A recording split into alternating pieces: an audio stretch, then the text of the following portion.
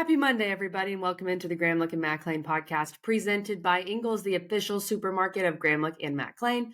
Mac and I are really coordinating today with our women's hoops hoodies because we were just at the Ally tip-off in Charlotte at the Spectrum Center.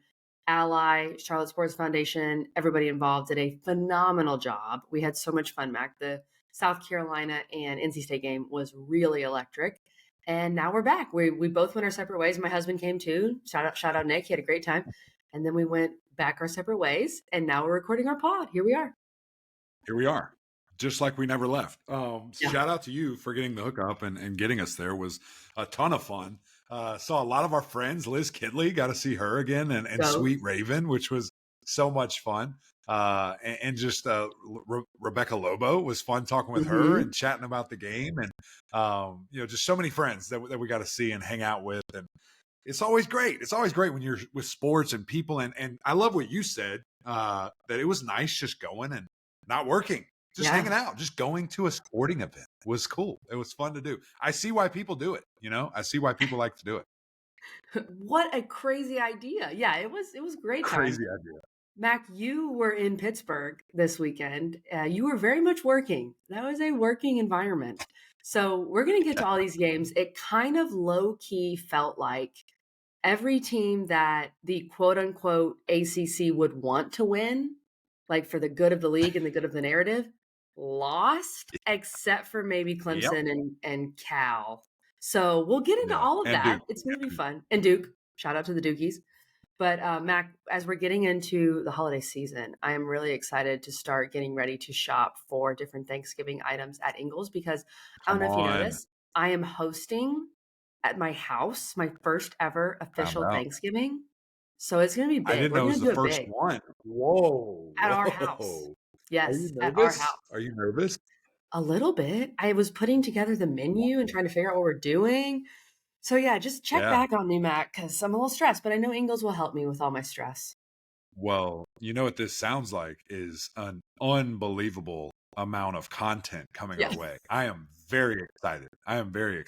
Can you give us a sneak peek? Like, is there like the hits? Is there like a quick highlight? Is there a couple that you can give us? So yes, I mean, I think we're going to do turkey and ham. So shout out. We got that going. Oh, and wow. You're rich. Yeah, obviously, Mac. It's all about the sides. And you know that I'm not going to name names, but there is a gluten-free member of my family. So some of the things we're going to have to be working on that. And I am excited. I'm going to shout out my grandma here because she listens to our pod all the time, Mac. I'm going to try to make her stuffing recipe. So I'm going to work on that in honor of my grandma. So that's the plan right now. But, it is ever evolving. How about desserts? What pies, cakes? My mother-in-law is a amazing baker. She's going to handle, make her signature pumpkin cookies that we're going to have. And then shout out to my brother-in-law's girlfriend, first shout out on the pod. She's going to bring a pie. So, and we'll probably do some other desserts. Very good. Too, but yeah, we're ready, Mac. Okay. We're ready. Okay. All right. This is good. This is a great start. I'll keep you posted. We need much more detailed account. Yeah. Much more detailed accounts as we get closer, because I know you're going to get it all from Ingles because you're going to save a lot of money by doing that. I mentioned the rich thing. You don't have to be rich to shop at Ingles because they're going to take care of you and they're going to make it happen. And we always appreciate them. I'm excited for that too. I love cooking. And as it gets colder, I start firing that Traeger up more and we start doing some fun stuff. So be on the lookout, social media, everywhere for all that. But as you mentioned, KG, a lot of games to get to. Let's have a message from our friends over at Ingles, and then let's talk about some football and the weekend that was in the ACC. Did you know Ingles only sells USDA Choice and Prime cuts of meat? Maybe it's time to reward yourself. Our butchers cut all our meat fresh in the store every day. Grass-fed, organic, you name it. Not only that, we'll even cut it to order just the way you like it. And we grind meat fresh in the store multiple times a day. It's all in the bag. That's the best meat in town for the best folks in town. Ingles, low prices, love the savings. Mac, we have to start with this Miami game. And as you said, when we were getting ready to start recording, you said, Kelly, it's not the Miami game, it's the Georgia Tech game. I'm like, okay, I hear you. Nice. I get that. Georgia Tech beats number 4 Miami 28-23. Miami finally flew too close to the sun. They had been flying close to the sun for so many weeks now and finding a way to win. And I thought they might just find a way to win this one too. I mean, when they got that touchdown late to Restrepo, which by the way, you knew who's going to get a touchdown if you were going to play Underdog Fantasy. I thought Miami's going to find a way. They're going to do it. But I think let's start here, Mac. So much credit to Georgia Tech because they did this with so many injuries. They had to devise a game plan to basically not let Haynes King use his arm and to bring in Philo, the freshman, who was great in his moments. Jamal Haynes gets hurt and they push through that. Like the coaching job that Brent Key and his staff did here, I know that's not the national story, but I think on our podcast, it's going to be the story because I was just so impressed by what they were able to do. Yeah, definitely. Want to start with the Yellow Jackets first, and you hit the nail on the head there. The game plan that those guys came in with, and by the way, executed flawlessly, was nuts. I mean, you've got to give so much credit, to Coach Foster there, and the things that he was able to do. It was really, really fun just to see it and to see how they were able to do it. The execution of it, like I said, sustaining drives. It was cool to say the least. And, I think it's one of those things too, when you have a plan coming in, KG, but to execute it against these guys, the number 4 team in the country.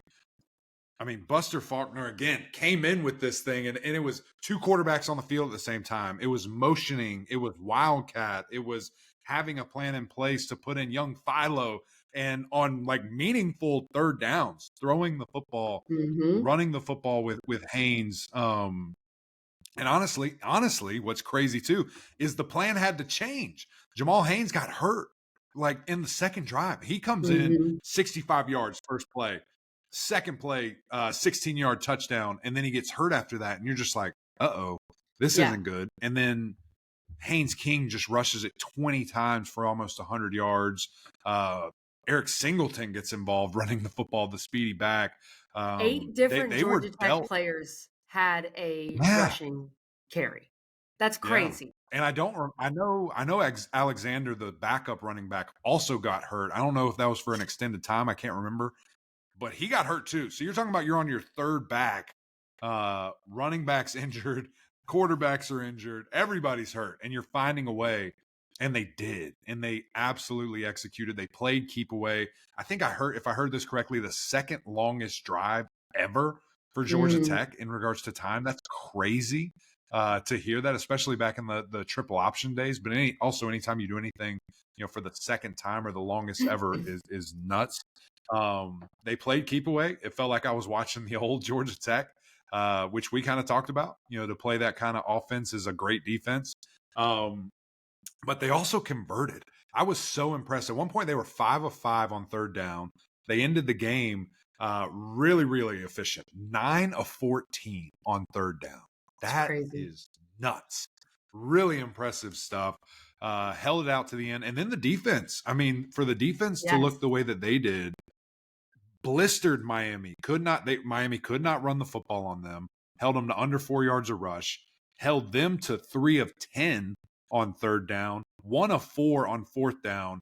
And a game-winning sack fumble. I mean, it was a crazy effort. Brent Key, I don't want to hurt anybody's feelings, could get any job he wants, I bet, in a couple years. Like, this dude, all he does is beat ranked ACC teams. He demoralizes them. It's insane to see what he does. He's a Georgia Tech guy, so hopefully he stays at Georgia Tech. They're 6-4. I get that part, but somebody might come calling. It's so odd for Georgia Tech, right? And I'm not, let's not be negative, but like there are games this year. I know that 2 of those losses have been with Haynes King injured. I get that. But, you think of some of these different games that they just should have won. But anyway, that's not the point.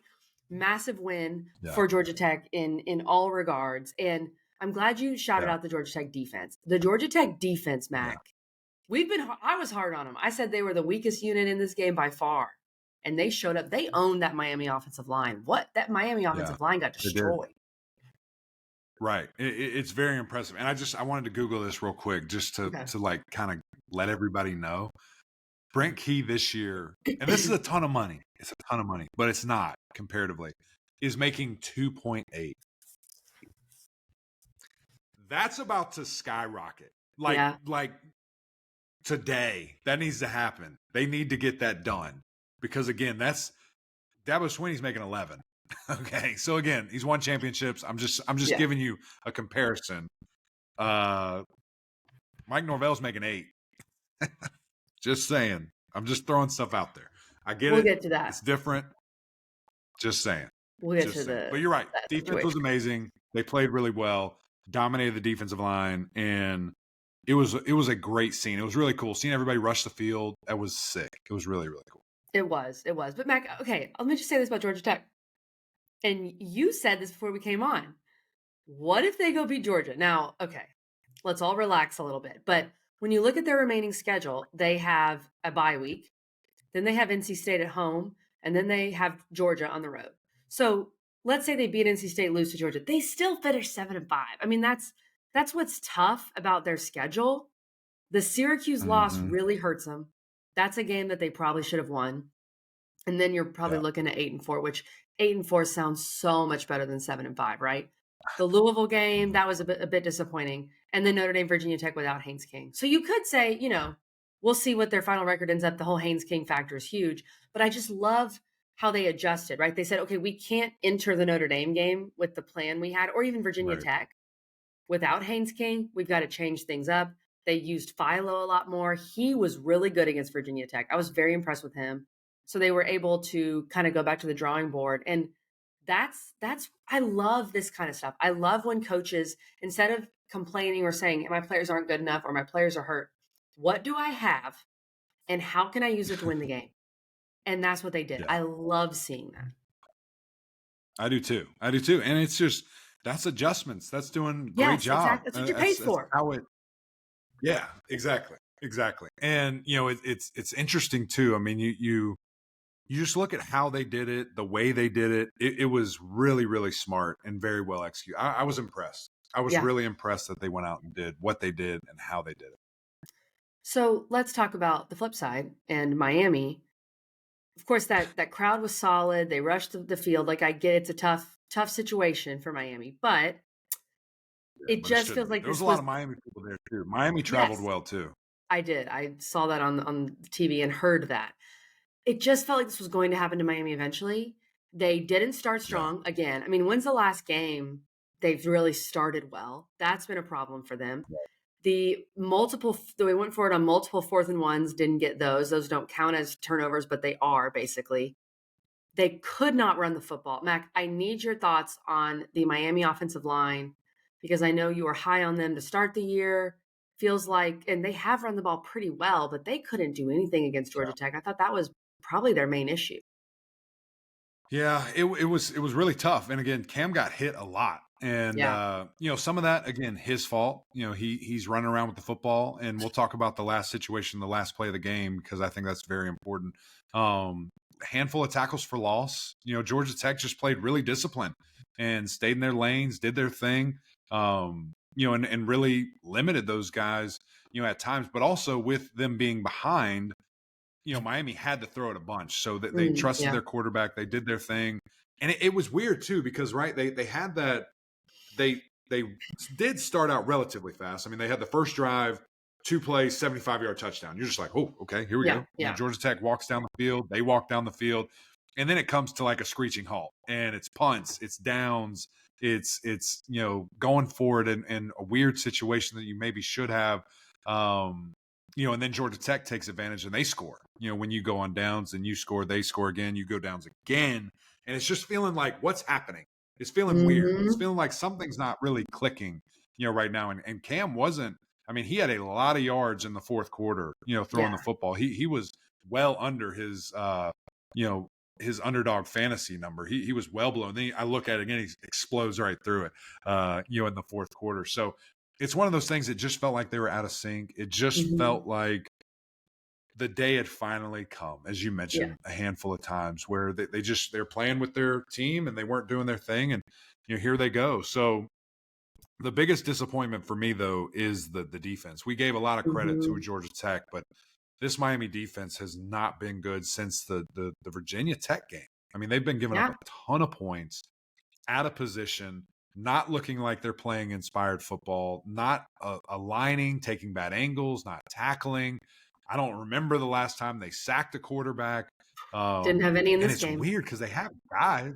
Yeah, they have dudes. I mean, it's not like they're lacking for talent at all. It's just not executing. And I think the silver lining of all of it, before we talk about that last play, KG, and I'd love to hear your thoughts too. The silver lining of all of it is you're totally fine. I mean, every single goal well in front of you. A little less room for error. I know you probably wanted to go undefeated and be champs and all these different things with that, with a 0 in the column, but everything's square in front of you. And so, it's interesting. You hear Coach Mario Cristobal saying, like, I want this to hurt all of us. Like, we need to understand what just happened, go into this bye week and really attack this thing. So we'll see if that holds true. We'll see the mindset. I hate that it takes a loss for a team to get to that zone, but at the end of the day, that happens. You're dealing with young men and stuff like that occurs. Before we get to the final play, Mac, you have a unique perspective because you've been on a team that went undefeated in the regular season. And you've been on teams that didn't, so you know the difference. How hard is it, especially when you get in late November and it's like you're just everyone wants to beat you, obviously. You're their Super Bowl, and you're just trying to get to your goals. It's got to be really difficult. Yeah. It is because, again, kind of like we said, everybody that these guys play, that's their Super Bowl. That's like they're trying to make it happen. They're trying to beat you. They want to, and they're going to play like superheroes. I mean, they might be a really bad team, but they stand up and play really tall. I just pulled up our schedule that year when you bring that up and you're talking about it. And I mean, we did blow a lot of people out, but also we had a tight game with Louisville. At Louisville, 20-17. We squeak out there and make it happen. We had the Hurricane game against Notre Dame where you just had to find a way. We had a really strong first half. Defense had to carry us in the second half. We played Carolina at Carolina, and they were terrible. And yet that game, South Carolina played the best they ever had and played inspired. And some of that they scored late. Let me click on this and see. I think they scored 14 in the fourth. But it was still uncomfortable. They scored 15 points in the fourth. So it made it weird. And, so you're going to have those type of things, happen and you have to find a way. And so then you look at, Clemson the very next year when I was gone, they lose to Pittsburgh in the middle of the year at home. It was bad. And you're just like, oh my gosh, what are you going to do? But they rallied and they came back together and they won a national championship. So again, I still have no doubt that Miami has every opportunity to win an ACC championship, to get into this college football playoff, and to potentially win. It's just you have to figure things out. You have to dial a little bit in. And that even goes to your quarterback, who I think is the best in the country. So speaking of that, the final play, and look, like you said, I mean, in the second half, Cam Ward was just trying to make so much happen. And I think eventually when you're trying, you feel like you have to make everything happen. You're going to make a mistake. You're going to hold the ball too long. You're going to scramble like crazy. And then something's going to happen. It still was kind of a long shot for Miami to go the length of the field there and get a touchdown. They needed a touchdown, not a field goal. So it's not like, if he doesn't fumble it, they're going to win. Right. But it just felt like they were asking Cam to do so much that eventually he was going to make a mistake, and he finally did. Yeah. Well, I think, I certainly think they would have won if he didn't. I mean, if he didn't fumble, obviously. How do you know, though? Come on. He was just in that zone. He was just in a zone, He was delivering strikes. The two drives before. Yes, they were on fire. I guess it was 2 out of 3. Before. Yeah, I mean, they're marching down the field. I don't know. It's just and he's that guy. I mean, he's that good. But it's second down and like 10 or 8 or whatever it was, and there's 90 seconds left in the game.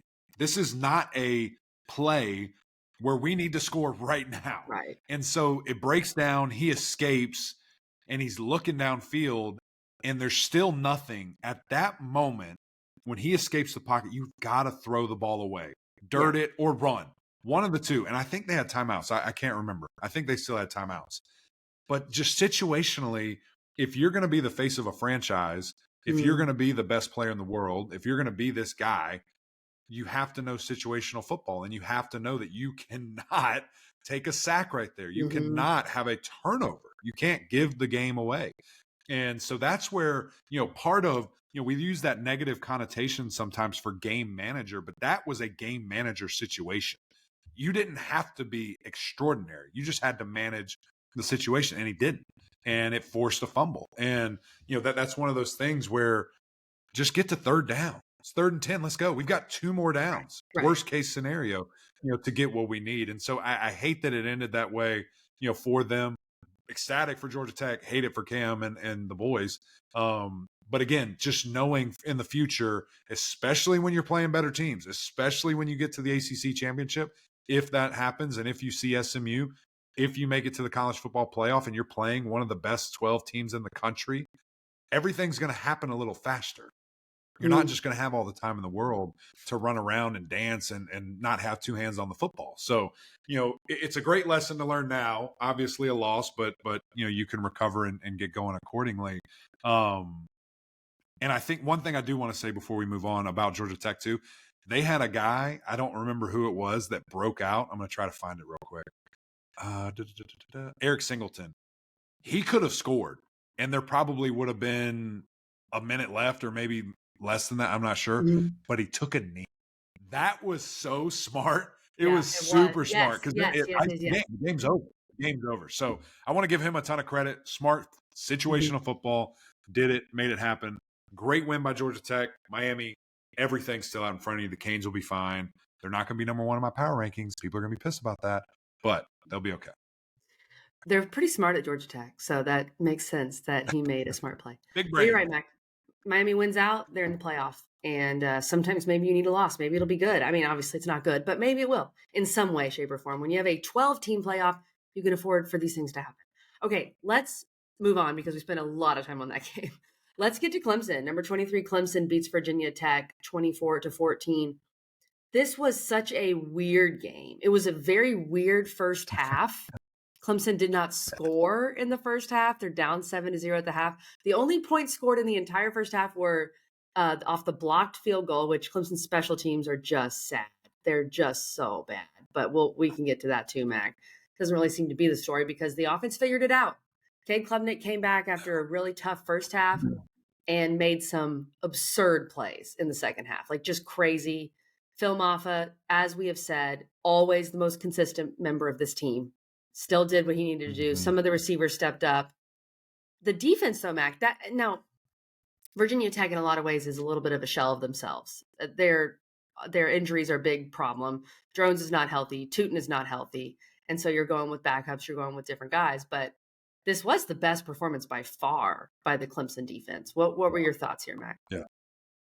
Yeah, it really was. And it was a tale of 2 halves. It was a game of 2 halves where, I'm sitting here watching and it's painful. Like it hurts offensively, side to side stuff, not executing, silly plays, silly decisions, kicking a field goal and it gets blocked again. The most blocked field goal and extra points combined in the country. And it kills me. It really does. It physically hurts me. Not being able to punt the ball super effectively, just all of it snowballing up. With that, the defense played well. The defense was getting after it, tackles for loss, containing the run. Thought they did an excellent job at that. Held Virginia Tech to 1 yard a rush, 1 and some change. It was brilliant to see. Really, really good job, especially with all the chatter, all the talk. Wes Goodwin, people calling him out and all these different things, players not executing at a high level. I thought they played very, very well. And we'll get into some individuals in a second too. But and actually, let me say this real quick too, because this happened a couple of times in the Clemson game. It happened all across college football all week. Quarterbacks, lock in. Come here. Look at me. Let me take my glasses off. Oh. If you are running and you're close to the sideline, if you throw the ball and it goes out of bounds past the line of scrimmage, nothing bad happens. It is a no-loss play.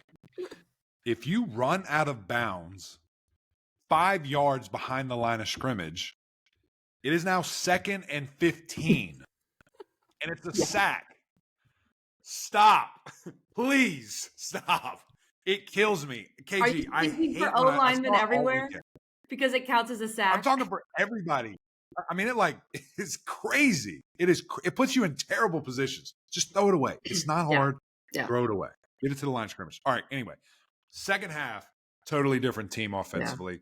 Cade looked great, distributing the ball. Phil Maffa, steady Eddie as it comes. I mean, just a horse, a guy that you can give the ball, does his thing. There were some weird drops. There were some weird things throughout. Yeah. Guys, I didn't think Bryant Wesco got great separation. I also thought Cade overthrew him a couple of times. TJ Moore stood up. Antonio Williams at times stood up. Cole Turner, great catch. And big shout out to Bringstool, becoming the all-time leading pass catcher tight end in Clemson history. That's pretty remarkable when you look at the guys that Clemson has had. So great second half, great recovery. I'm just going to imagine the second half was the only thing that happened in this game. Yeah, it felt like if you combine like the Louisville game and the first half of this game, you almost think that it's 2023, like with how bad that this team looked in that span. But then the second half happens and you feel a lot better. And it just feels like maybe this was a slump, a situation that Clemson had to play itself out of and work itself out of. I will say this, Mac, the defense looked a lot better, like we said. I think Virginia Tech has got some issues, especially with the fact that they're so injured. Like, they couldn't do anything, really. I mean, they scored 7 points as an offense, and that was when Schlee, the backup, came in, who I kind of like. I think he's going to be pretty good. Sling it.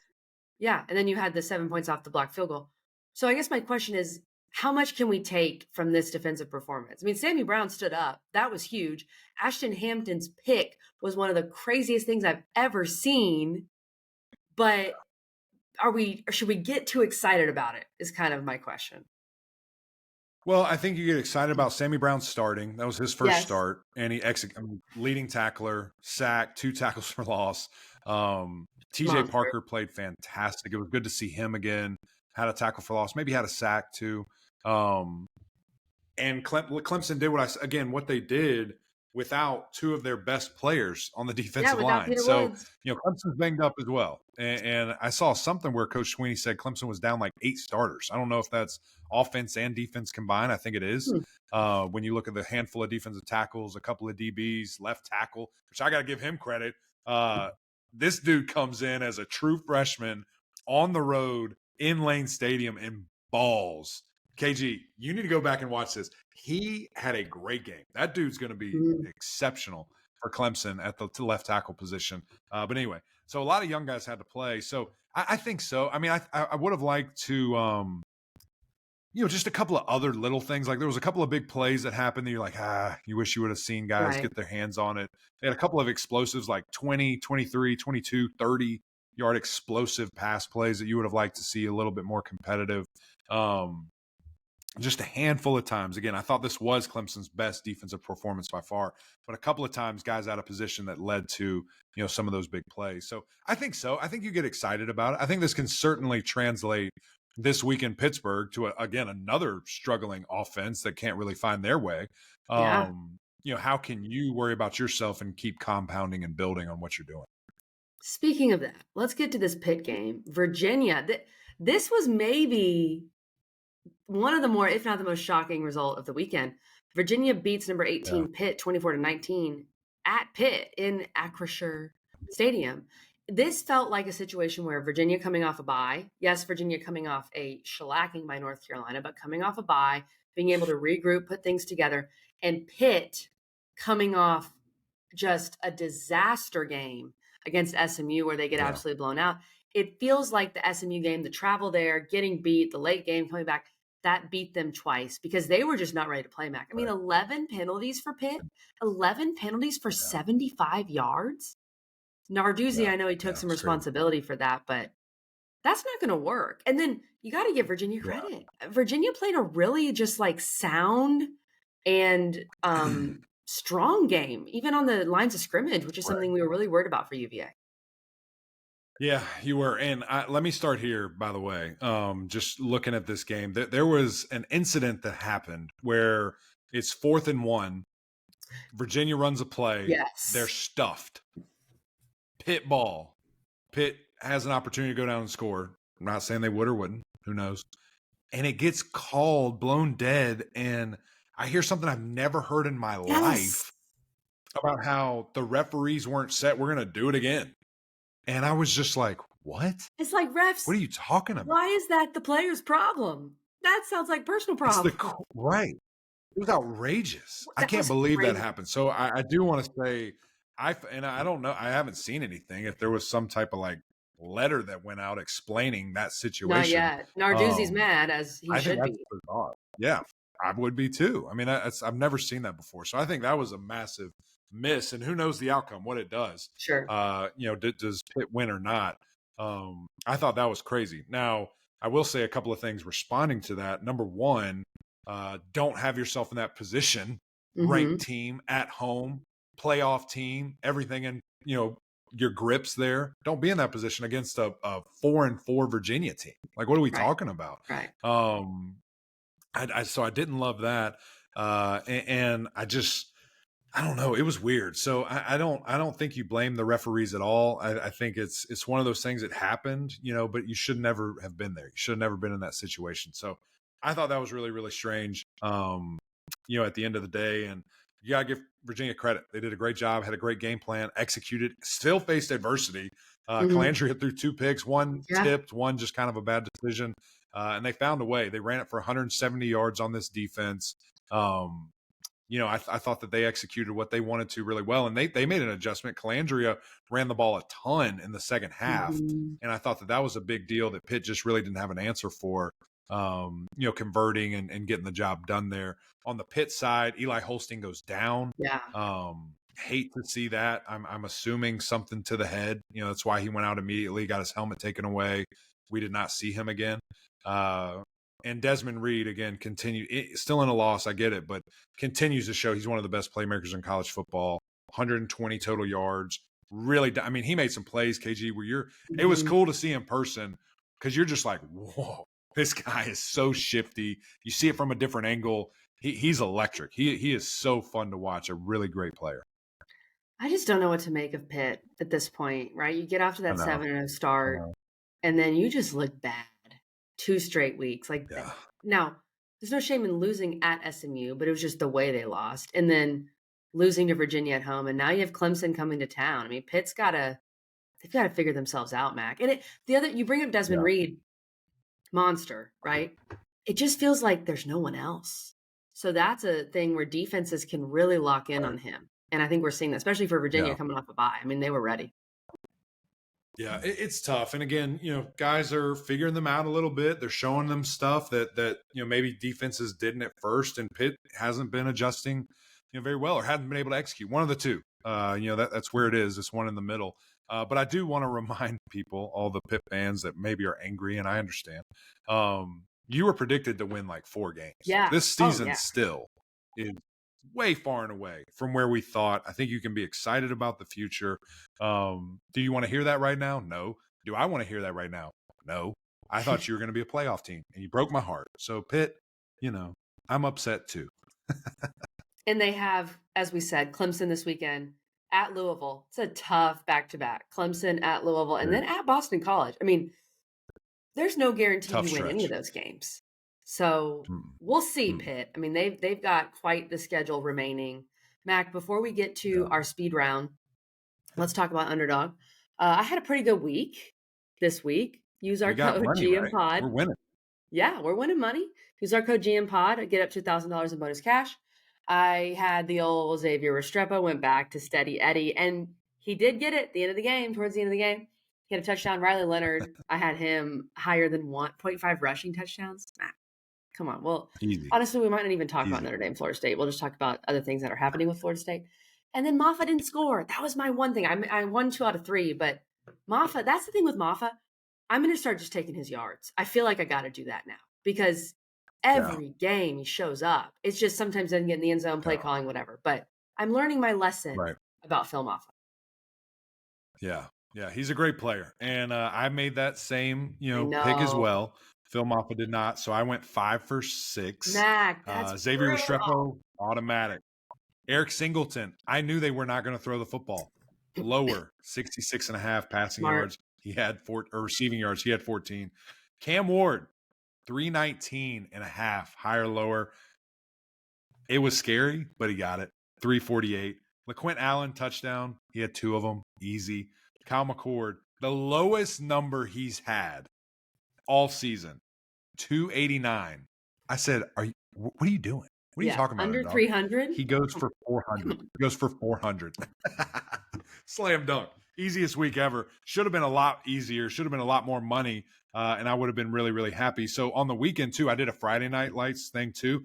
And it was weird. There were different rules. They made me do halves, I think, because I was in a different state. So I went 5 for 8. I went 5 for 8 on Friday. No money, but was close. I missed making money by 1 yard, which is always sickening. It makes you sick. That always happens to you. Here we are, you. Underdog Fantasy. It does. It does. I'm just that close to being financial freedom. One pick away. I'm right. I know. And then I'll never see you again. Use our code GMPOD. Get up to $1,000 in bonus cash. Do it now. Mac, one game that we were so wrong about, and we're going to start here in the speed round. Boston College beats Syracuse 37-31. We said this was a guarantee. We said, why is BC favored? Why?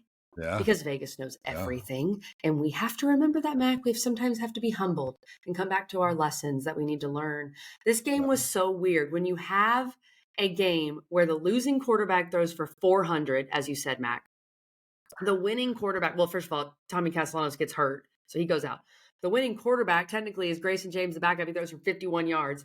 But this was very similar to Georgia Tech and Miami, right? I mean, Boston College just controlled the football game. They ran it 51 times for 313 yards. This was just tough. And Bill O'Brien had that quote after the game, like, we're from Boston. We're tough. I was impressed. For when Castellanos went out, I thought the game was over. But no, BC, they did it another way. It was impressive. Right. It was very impressive. I love it. Anytime somebody rushes for 300 freaking yards, sign me up. I'm all the way in. I love it. Love to see a team be that versatile and just be able to do it accordingly. It's one of those things where, hey, we got to go. How do you want to do it? How are you going to figure it out? And for you to average 6 yards a rush is insane. And to score 3 rushing touchdowns, they had a handful through the air as well. So I was impressed. I loved it. Great win. Shocking win. Didn't think it was happening. But a great win for BC. And they got to continue to roll. They got to try to get to that bowl game. Fran Brown said afterwards that he was really outcoached. And I think I think Fran Brown and Mario Cristobal need to call each other this week, because it's like you're lining up against a team that's going, we're going to run it. And you defensively can't stop it. Like, that is concerning. Maybe try something else. Yeah, that is concerning, but that's just so college football for BC to win that game. Mac, what about Duke and NC State? Duke beats NC State 29-19. I think we both picked NC State, I'm pretty sure. Duke made this game gritty, ugly. Again, ball control very much on Duke's side. Yeah. NC State's offense just looked abysmal. Malik Murphy throws for 245. Duke is sneaky. Are they 7-3 yet? They're 7-3. Duke is 7-3, Mac. Like, come on. They beat NC State 29-19. Yeah. So we saw, CJ Bailey go against arguably one of the best pass defenses in Cal and lit them on fire. Throws for 300 plus yards, super efficient. And I'm like, okay, well, maybe he's really, really good. And I still think he is good. But maybe that's just who he is. And so Duke, who's a good defense and has had some troubles here and there, he'll be fine.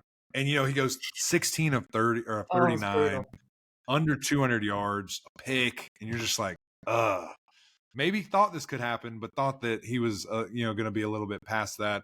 Thought Malik Murphy had a great day. Had his first rushing touchdown ever in college, which is impressive there. Jordan Moore continues to just prove why he's one of the best receivers in the country. Certainly one of the best in the conference. I think he's made himself a ton of money this year. Really fun to see that. So a big win for Duke. They get a bye.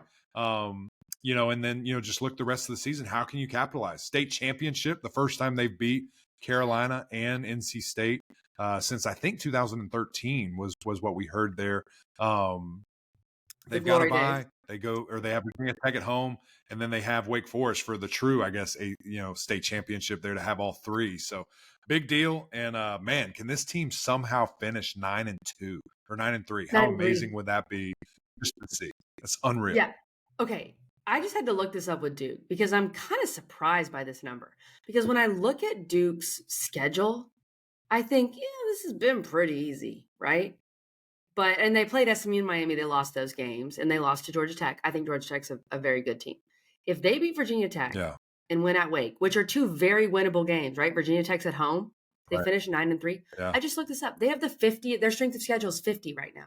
That's one spot below Oregon. Right. I thought their strength of schedule in the playoff. Way lower than that. I mean, I'm not. Tough. I don't know. I'm not saying rank them, but I'm like, if we're just going off those metrics, it kind of feels like maybe they should be. I don't know what to think, Max. Rank the freaking Blue Devils. If you know ball, you'll rank the Blue Devils. How about that? If they had beaten SMU, they'd be ranked, and they probably would in every way that game went. They should have won. So that's tough for Duke when you look back at that game. Mac, okay, we got a couple more here. I'm skipping over Florida State. I'm skipping over that for now. Cal beats Wake. I told you Cal would cover Mac Lane. I told you. If there's one team I know in this world, I know Cal. Cal beat Wake 46-36. I think Cal's a sneaky good team. I like their offense a lot. Yeah. They have played their 4 ACC losses we know by combined 9 points. They've played all these crazy games. They've traveled all over, God's green earth. And they get to Winston-Salem. Fernando Mendoza passes for basically 400, and they win this thing. They let Wake back in it late. Wake Forest is 1-5 at home, Mac. They're 1-5 at home. What are we doing? Not good. Yeah, Fernando, as you mentioned there, like 430 yards of total offense, 3 touchdowns, slinging the ball all over the yard. The Cal defense, which I mentioned, had 3 picks on the day, forced another fumble that they scored on. That's just what they do. They find a way. That defense turns to offense in a hurry, and they're able to score. So I'm with you. They might be the best 5-4 team in the country. I agree. Don't you hate when people say that? But it's probably true. I agree. I think it's correct. I think that's correct. They have Syracuse at home. Yeah. They get 2 straight home games. Syracuse, Stanford. Very winnable. And then at SMU. Yeah. Maybe they spoil everything. But this is a team Please that don't. Please don't. 7-5. Please don't. I know we'd hate that, honestly. Okay, Mac, our final game. Florida State. Let's talk about it. Let's just talk about it for a second. Notre Dame beats Florida State. Let's just talk about where they are. You can just say the score, and then let's just talk about where they are right now. Well, and I will say Riley Leonard got me that rushing touchdown, so I love that, and I appreciate him very much. Shout out to Riley. I just needed to pull up exactly who Florida State fired, so I had the names correct. So you and I were talking about this at Ally Tip-Off today. You're 1-9. Let's say you finish 2-10. You have to fire people. I mean, you are Florida State. There's just no ifs, ands, or buts. So after 52-3, this was announced last night, Sunday night. Mike Norvell has fired offensive coordinator Alex Atkins, defensive coordinator Adam Fuller, wide receiver coach Ron Dugans. Those guys are gone. I think that's what you have to do. I think if you're Mike Norvell, that's what I thought he would do. I think both coordinators had to go. And I guess you do it now so you can kind of get a head start and figure out what you got and kind of look forward. But woof, it was rough, Mac. It's not good. And I mean, I don't know the wide receivers coach. I'm sure he's a great guy. I think Alex Atkins has a job quickly. I think he's a great coach. I think that, when you see the things Adam Fuller did, he's a great coach. And it's unfortunate, but it's a part of it. And I cannot even imagine how Coach Norvell feels and how he felt, having those conversations. Every coach that you talk to, that's the worst part of the job.